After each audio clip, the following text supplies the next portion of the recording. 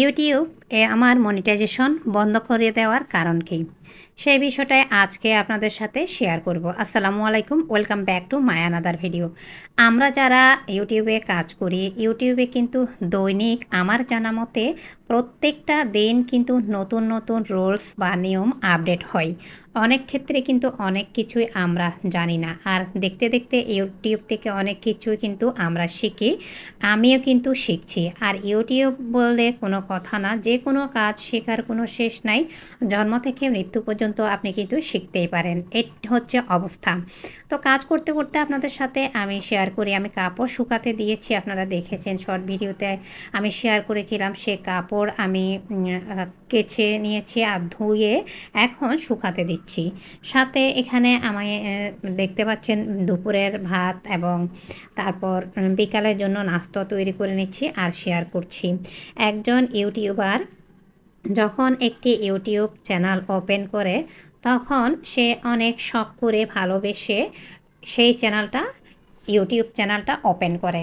তখন কিন্তু তার অনেক কিছু জানার থাকে আর জানার কোনো শেখার কোনো শেষ থাকে না। এক একটা দিন ইউটিউব থেকে নতুন নতুন রুলস আপডেট হয়। আমার ক্ষেত্রেও কিন্তু তার কোনো ব্যতিক্রম না। আর আমি আমার এই চ্যানেলের কথা বলছি না, আমি আমার রান্নার চ্যানেল রয়েছে, সেই চ্যানেলের লিঙ্ক এই চ্যানেলের ডেসক্রিপশনে দেওয়া থাকবে। আপনারা চাইলে সেই চ্যানেলটা ভিজিট করে আসতে পারেন। সেই চ্যানেলে আমি আপনাদের সেই চ্যানেলে আমার যে বন্ধুরা রয়েছে তাদের দোয়া, ভালোবাসা এবং সাপোর্টে আমি অনেক দিন পরে আমার অজস্র পরিশ্রম আর নির্ঘুম রাত জায়গায় আমি মনিটাইজেশন পাই। সেই মনিটাইজেশনটা আমার $10 আর্নিং হওয়ার পরেই কিন্তু বন্ধ হয়ে যায়। এইবার বলি কেন বন্ধ করে দেয় ইউটিউব আমার মনিটাইজেশন।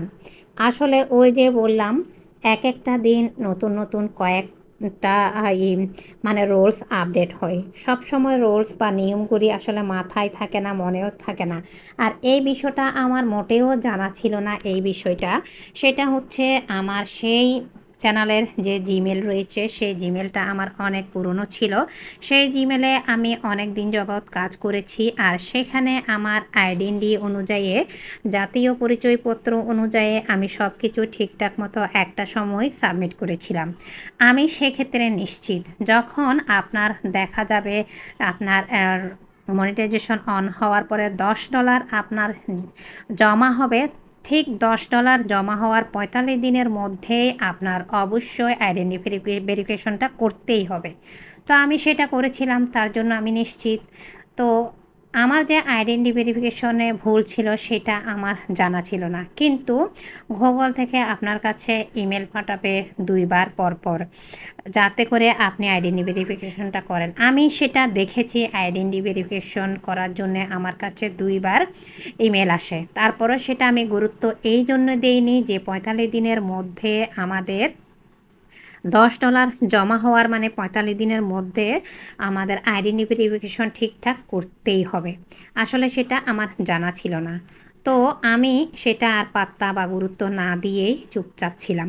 তো যার কারণে আসলে ইউটিউব আমার মনিটাইজেশন স্টপ করে দেয়। আর কিভাবে আমি ইউটিউব মনিটাইজেশন অন করেছি আর গুগল অ্যাডসেন্স লেটার হাতে পেয়েছি, সব কিছু যদি আপনাদের জানতে ইচ্ছা করে অবশ্যই কমেন্টের মাধ্যমে জানাবেন। সব কিছু মিলিয়ে আমার আজকের ভিডিও এই পর্যন্ত। আল্লাহ হাফেজ।